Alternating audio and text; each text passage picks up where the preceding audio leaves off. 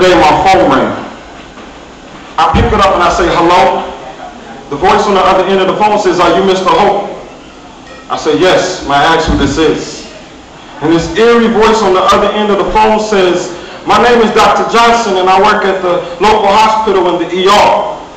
I replied, how may I help you this evening, doctor? Dr. Johnson says, I need you to come to the hospital as soon as possible, please. And by the sound of his tone, I could tell that I need to get there with a great deal of urgency. So I say, I'm on my way, doctor. I grab my keys, I'm out the door, I'm down the street doing 80 miles per hour, hell, maybe more. And as I look in my rearview mirror, I can see I've run several red lights, but I've got somewhere to be, so I'm not stopping tonight. I arrive a short time later at the hospital, greeted by Dr. Johnson, who says, Mr. Hope, step in my office, I need to talk to you privately. Cool. Doctor, what was so important, so urgent that I needed to rush it down here tonight? He says, after a long pause with a deep breath, there's been a car accident, and I'm sorry to say, we could not save your wife.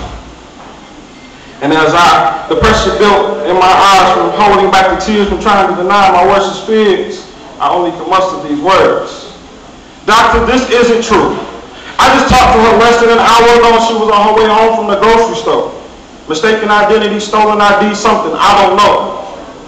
He says, well, I need you to identify the body. So he takes me to this cold-ass room, this place that reeked of death.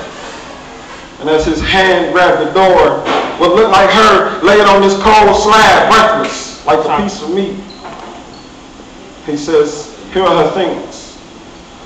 I didn't know what you want me to do with this. I said, doctor, you can throw that shit away because what I need now more than anything is her hug and her kiss. And as he proceeded to close the door, he says, the priest is here. And I turn and I say, Father, I don't want to talk to you because if God was on my side, why did he take somebody so near?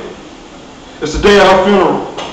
And as I glance across the top of her casket with dreary weeping eyes, I see in the distance standing next to a tree my love happily waving at me, and my only thought is, can it be?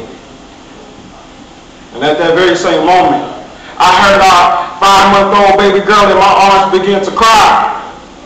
But I also felt the hands wipe the tears from my eyes. And at that moment, I realized he didn't take her to leave me alone. He took her because it was her time to go home. And as if I could think of nothing greater, when you ask yourself, how do you say goodbye to what you have? The answer is you don't. You say, I love you. I will miss you, but I will see you. I will see you later. How do I say goodbye to what we have? I love you, baby girl.